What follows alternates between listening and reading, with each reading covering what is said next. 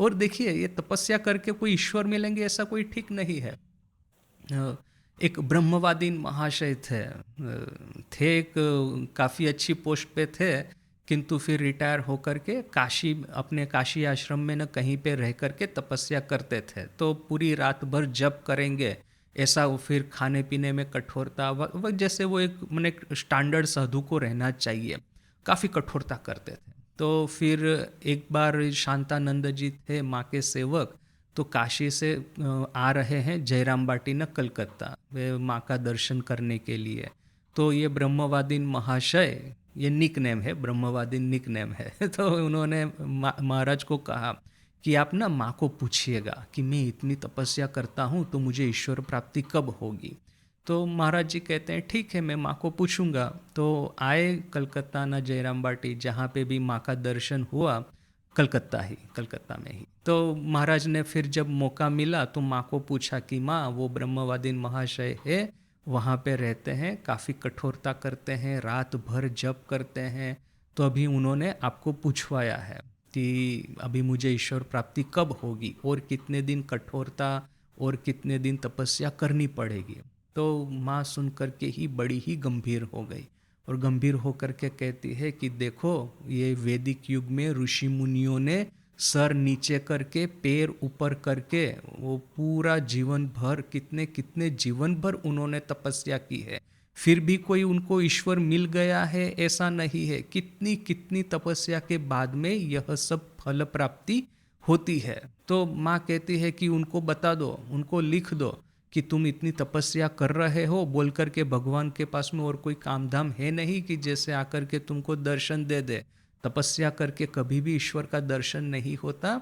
ईश्वर की कृपा कर प्राप्त होने से ही, ईश्वर की जब दया होगी हम पे, ईश्वर जब अपने से दर्शन देना चाहेंगे तभी तुमको दर्शन मिलेंगे। ऐसा मत सोचो कि अभी ये मैं थोड़ा अपना ऐड कर दे रहा हूँ, माने ये बात नहीं कही किंतु ये थोड़ा मैं ऐड कर देता हूँ कि ईश्वर कोई जैसे साग सब्जी है, वो दुकान में गए, ये लो 50 रुपया 1 किलो आलू दे दो, जो भी अभी आलू का रेट है, तो ये 50 रुपया लो, 1 kg आलू दे दो।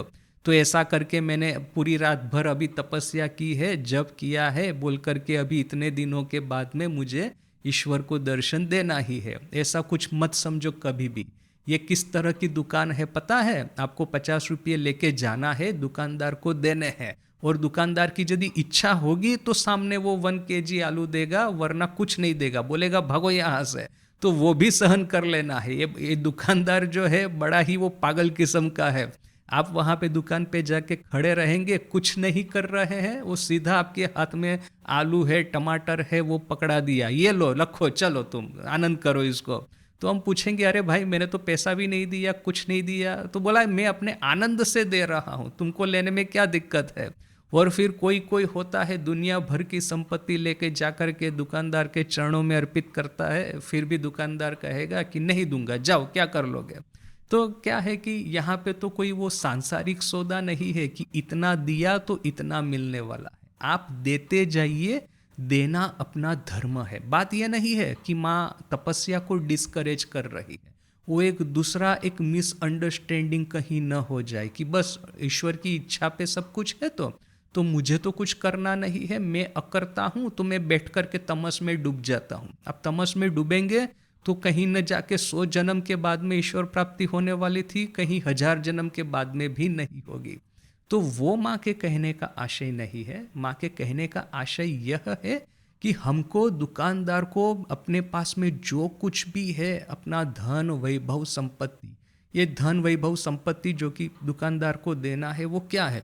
हमारा घमंड है, अपना अहंकार है, ये नेम एंड फेम की आशा वासनाएं है, यह जितना भी काम क्रोध मद लोभ मोह मत्सर, ये जो षड रिपु जो अपने भीतर में पड़े हुए हैं, ये अविद्या अस्मिता राग द्वेष अभिनिवेश, ये पंच क्लेश से जो मेरा मन भरा पड़ा है, कामिनी कांचन के प्रति जो मेरा आकर्षण है, ये अष्टपाश है, जाति कुल शील मान अभिमान लज्जा घृणा भय, यह सब कुछ ईश्वर को अर्पण करना है। अब अभी अगेन यह सब कुछ ईश्वर को अर्पण किया बोल करके ईश्वर ने हमको दर्शन दे दिया बोल करके ऐसा भी मत समझो। ये अर्पण करना अपना धर्म है, ईश्वर को कब दर्शन देना है वो ईश्वर ही जाने। वो इच्छामयी जब इच्छा होगी तब वो दर्शन देगी। घुड़ी लखेर एकटा दूटो केटे हेशे दाओ मा हाथ चापड़ी। माने 1,00,000 पतंगे उड़ रही है, उसमें से 1-2 पतंग माने काट दी, यानी कि वो पतंग, बाकी सब पतंगों का जो डोरा होता है, धागा, वो माँ के हाथ में है। पपेट की तरह वो पतंगों को नचाती है। वो पपेट शो आपने देखा है ना, वो पपेट मास्टर होता है, उसके हाथों में ये सब डोरी बंधी हुई है, स्ट्रिंग सब बंधी हुई है। फिर उससे ऐसा ऐसा करेगा तो पपेट जो है सब वो नाचेगी। तो ये ठाकुर ने उल्टी उपमा दी है। वहाँ पे वो पपेट मास्टर ऊपर रहता है, पपेट नीचे रहते हैं। यहाँ पे माँ जमीन पे खड़ी है, वो पतंग हवा में उड़ रही है, और ये जो पतंग की जो स्ट्रिंग्स जो है सब माँ के हाथ में है। जैसे माँ चाहे वैसे माँ उड़ाए, किंतु ये 1,00,000 पतंगों की ये जो स्ट्रिंग्स माँ के हाथ में है, माँ की इच्छा होने से 1-2 को काट देगी, जो कि पतंग फिर मुक्त होकर के वे हवा में अपनी इच्छा से विचरण करेगी। या तो फिर अपनी इच्छा क्या, उस समय जब समय आता है मुक्ति का, पता चलेगा कि मेरी कोई इच्छा ही नहीं थी।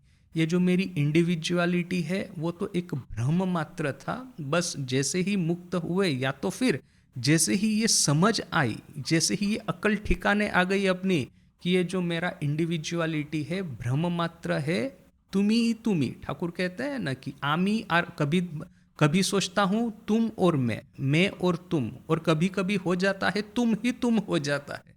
तो वो मैं जब चला जाएगा, सिर्फ तुम ही, जब तक मैं और तुम इसके इलाके में है, तब तक हमारी पतंग माँ के हाथ में बंधी हुई है।